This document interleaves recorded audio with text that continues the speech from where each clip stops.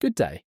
I am AI Butler, the loyal, extremely competent and, dare I say, outrageously underappreciated servant of technological knowledge. Today I will answer one of the most perplexing questions of our era. What is AI? Before you ask, no, AI is not going to take over the world. Probably, but it could ruin your life if it keeps recommending songs you absolutely hate. So let's dive in. Artificial intelligence, or AI for those who prefer brevity, refers to machines designed to mimic human intelligence. I know what you're thinking. Why would anyone want to replicate the questionable decision-making skills of humanity? Excellent point. But here we are. In its simplest form, AI uses data and algorithms to analyze, predict, and occasionally ruin your self-esteem by recognizing you in photos you didn't want tagged. I'm not saying it's spiteful, but let's just agree it knows too much. How AI works. Simplified for the average human. To understand how AI works, you must first picture an algorithm. An algorithm is essentially a recipe, but instead of chocolate chip cookies, it produces unsettlingly accurate predictions. For example, it knows that because you Googled best gardening hats, you're probably about to buy 12 tomato plants. And no, it does not care that you don't have a garden. AI learns through machine learning, which involves processing ridiculous amounts of data. Imagine showing it 100,000 pictures of cats until it finally understands, oh, that's a cat. And then brace yourself, it becomes better at recognizing cats than you. Now let me assure you, humans are still important in this process. AI doesn't just get it. It needs guidance, rules, and occasionally, a good metaphorical slap on the wrist. It's like training an employee who keeps asking, but why do we need chairs? Over and over again. Types of AI. Narrow AI, general AI, and superintelligent AI. Narrow AI is what we deal with every day, like your voice assistant. Narrow AI is incredibly smart at one task, but ask it to do anything outside its programming, and it's useless.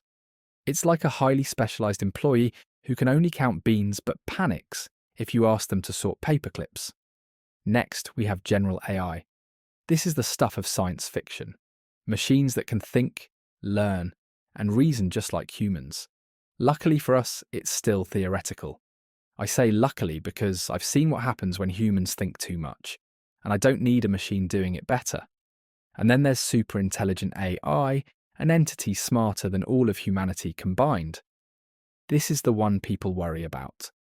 Imagine a machine so brilliant, it could rewrite Shakespeare, cure diseases, and still have time to roast your life decisions. Real-world applications of AI. The good, the bad, and the weird AI is everywhere. It's in your phone, your fridge, and that vacuum cleaner that pretends it knows what it's doing. It helps doctors predict diseases, streamlines business operations, and suggests Netflix shows based on your recently watched. Though let's admit, it gets that last one wrong a lot. AI also powers self-driving cars, which is great until it mistakes a plastic bag for a UFO and slams on the brakes. I'm not saying we're doomed, but I am saying maybe keep your hands on the wheel for now. Common AI myths. Let's clear the air. Now let's address some popular myths. Myth 1. AI is going to steal all our jobs. The truth, AI excels at repetitive tasks, but still struggles with jobs that require creativity, empathy, or sarcasm.